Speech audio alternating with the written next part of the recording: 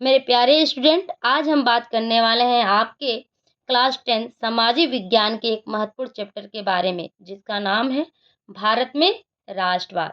भारत में राष्ट्रवाद यानी देश से प्रेम की हम बात करें तो जब प्रथम विश्व युद्ध 1914 से लेकर के 1918 की हम बात करें तो फ्रांस की क्रांति की सफलता में आलोक में भारत भी एक राष्ट्रवाद के लिए अंकुर फूटे। जहां यूरोप में जिस राष्ट्रवाद के कारण नए राज्यों का उदय हुआ, उसी से प्रेरणा पाकर भारत में राष्ट्रवाद का आंदोलन तीव्र हो गया था। जहां बात करें भारत में राष्ट्रवाद एक पहचान का निर्माण हुआ, जहां पे मित्र राष्ट्र बने जैसे ब्रिटेन, फ्रांस, रूस, अमेरिका, जापान आदि ऐसे मित्र राष्ट्र बने। जहां बात करें दूसरे राष्ट्र की तो ऑस्ट्रेलिया, जर्मन, हंगरी, तुर्की आदि ऐसे देश थे। अब हम प्रथम विश्व युद्ध की बात करें 1914 से लेकर के 1918 के बीच में भारत ने ब्रिटेन की तरफ से एक भाग लिया, जहां जबरन लोगों को भर्तियां कराई जा रही थीं। जहां पे बात करें तो एक प्रभात यानी कीमतों में वृद्धि हो रही थी, आर्थिक प्रभाव, करों में बढ़ोतरी हो रही थी, मजदूर तथा दस्तूरों का शेष बढ़ रहा था। जहां प्राकृतिक संकट, अकाल, महामारी का संकट बना। जहां पे 1919 के बाद वर्षों में राष्ट्रीय आंदोलन भारत के नए क्षेत्रों तक फैल चुका था। इससे नई समाजी जुड़कर संघर्ष की नई पद्धति अपना रहे थे। जहां पर प्रथम विश्व युद्ध में पूरा विश्व जल उठा था। इसके कारण जो नवी राजनीतिक आर्थिक परिस्थितियां बनी, जहां जन धन संसाधनों के विकास में देशों के युद्ध में आर्थिक परिस्थितियां बनी। जब जन धन संसाधनों का विकास हुआ, वहां तक कर्जों को बढ़ा दिया गया था। राष्ट्र युद्ध के भरपाई करने के लिए कर बढ़ाए गए थे, जहां सीमा शुल्क में वृद्धि तथा आकार में थोप दिए गए थे। बात करें उस समय कीमतों में वृद्धि होने लगी थी। अब बात करें सत्याग्रह का विचार, यानी ये 3 भागों में बांटा गया। जहां कहा गया सत्य की राह पर आग्रह हो, यानी सच्चा और अहिंसा का एक ढंग हो, जहां सत्य की खोज पर बल दिया जाए। जहां बात करें सत्याग्रह का विचार था, जहां महात्मा गांधी दक्षिण अफ्रीका में जनवरी 1915 में भारत लौटे थे। जहां पे दक्षिण अफ्रीका ने अपने सत्याग्रह के एक नए विचार को नस्ल भेदी सरकार को झुकने पर विवश कर दिया था। बात करें सत्याग्रह से सत्य की शक्ति पर बल देना था, जहां सत्य की खोज पर बल देना था और प्रतिशोध की भावना का सहारा लिए बिना सत्याग्रही मात्र अहिंसा के सहारे संघर्ष में क्या हुए, सफल हो जाते थे। जहां सत्याग्रहियों का शत्रु को भी और सभी लोगों का हिंसात्मक बताया जा रहा था। बात करें ढंग से सच्चाई को स्वीकार करने के लिए विवश कर देता था। सत्य विजयी होता है। अहिंसा का यही सभी धर्म सभी भारतीयों की एकता के सूत्र में बांधने का सक्षम हो सकता है। बात करें भारत ने अपने पश्चात गांधी जी ने 1916 में बिहार के चंपारण में दमनकारी बागान व्यवस्था के विरुद्ध किसानों को संघर्ष करने के लिए क्या किया, प्रेरित कर दिया।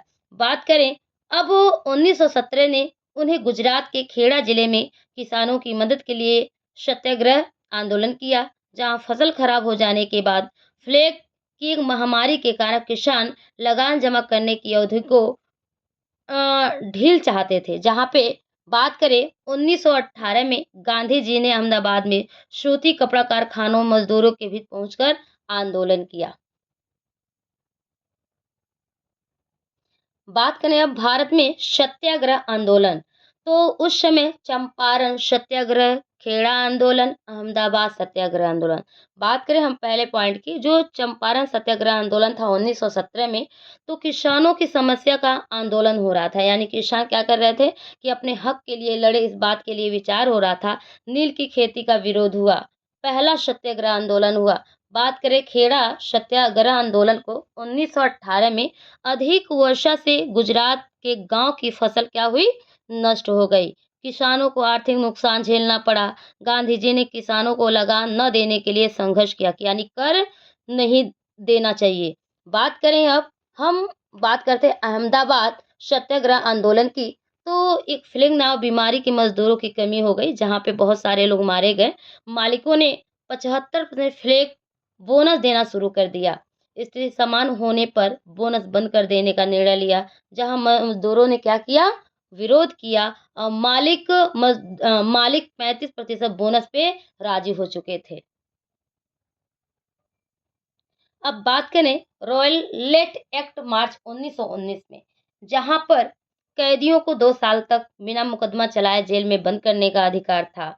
और गांधी जी ने एक्ट काला कानून बताया गया था। 1919 में जहां ब्रिटिश सरकार ने रॉयलेट एक्ट लागू करने का प्रस्ताव किया, वहां महात्मा गांधी ने इसके विरुद्ध यह एक राष्ट्रव्यापी सत्याग्रह आंदोलन चलाने का फैसला लिया था, जहां भारतीय सदस्यों द्वारा भारतीय विरोध करने पर इंपीरियल लेजिस्लेटिव का काउंसिल ने रॉलेट एक्ट एक पारित कर दिया गया। इस कानून ने सरकार को राजनीतिक गतिविधियों को कुचलने, राजनीतिक कैदियों को बिना उन मुकदमा चलाए बिना भी बंद कर दिया गया और ये कहा कि ये अधिकार दे दिया जा रहा है। जहां महात्मा गांधी ने अन्यायपूर्ण कानून विरोध अहिंसा ढंग से नागरिक अवज्ञा आंदोलन चलाते थे। जहां 6 अप्रैल को आंदोलन प्रारंभ हो गया। विभिन्न नगरों में रैलियां निकाली गई और जुलूस निकाले गए।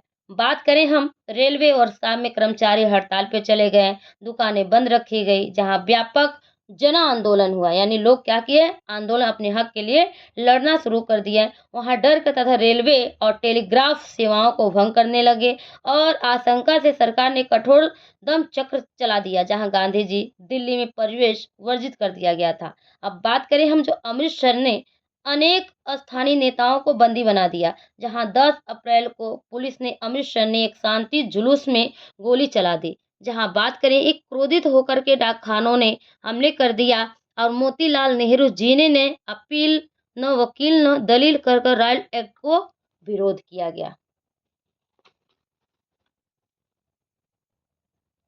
बात करें जलियांवाला बाग हत्याकांड के लिए, तो 13 अप्रैल 1919 में गांधी जी रॉलेट एक्ट के विरुद्ध सत्याग्रह आंदोलन प्रारंभ करने का एक निश्चय लिया, जहां पे 30 मार्च 1919 को हड़ताल करने का निश्चय, परंतु बाद में तिथि बदलकर 6 अप्रैल कर दिया गया।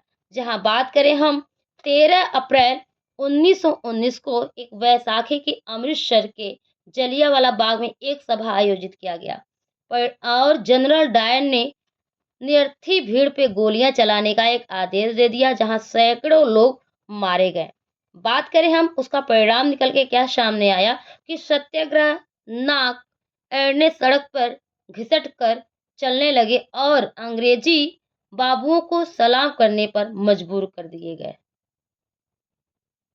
बात करें खिलाफत आंदोलन 17 अक्टूबर सन 1919 की बात करें, तो इसमें जो प्रथम विश्व युद्ध के समय ब्रिटिश सरकार ने मुसलमान को कुछ आश्वासन दिए, परंतु बाद में उन्हें भंग भी कर दिया गया।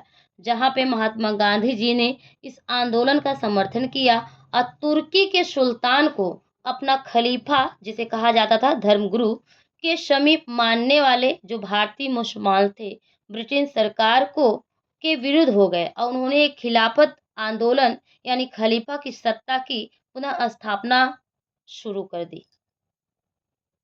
बात करें असहयोग आंदोलन अगस्त 1 अगस्त 1920 की हम बात करें, तो उस समय हिंदू मुस्लिम एकता के आधार पर ब्रिटिश सरकार के विरुद्ध असहयोग आंदोलन कर रहे थे। जहां पे 1900 सितंबर 1920 में कलकत्ता जो अधिवेशन में गांधी जी के द्वारा असहयोग आंदोलन का प्रस्ताव लागू किया गया, जहां पे लाल लाजपत राय, बाल गंगाधर तिलक, बिपिन चंद्रपाल, अरविंद आदि प्रमुख नेता थे, जहां पे इस आंदोलन में शामिल हुए थे।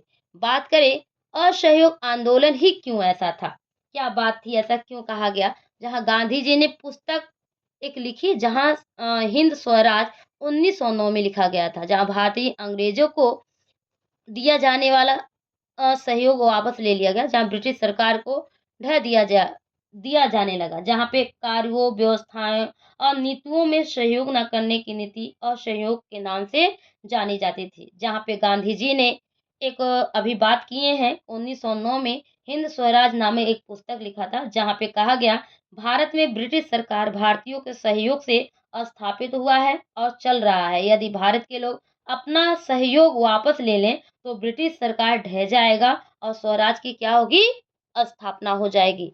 जहाँ पे कहा गया इसी वक्त में कहा कि गांधी जी ने असहयोग आंदोलन चलाया था, जहां गांधी जी ने सुझाव की कि आंदोलन चरणबद्ध ढंग से आगे बढ़ना चाहिए। उन्होंने इसका कार्यक्रम प्रस्तुत करते हुए कहा कि सबसे पहले तो लोगों को सरकार द्वारा दी जाएगी जहां लौटा देना चाहिए कि जैसे सरकारी नौकरी, सेना, पुलिस, न्यायालयों में विधान, स्कूल और विदेशी वस्तुओं का बहिष्कार कर दिया जाना चाहिए। जहां सरकार द्वारा आंदोलन का दमन किया जाने का सविनय अवज्ञा आंदोलन भी प्रारंभ कर दिया गया। जहाँ पे हम बात करें कि 1920 की हम बात करें, सितंबर 1920 भीषण गर्मी, गांधी जी और शौकत अली देश भर में आंदोलन के लिए समर्थन जुटाने में घूमे रहे।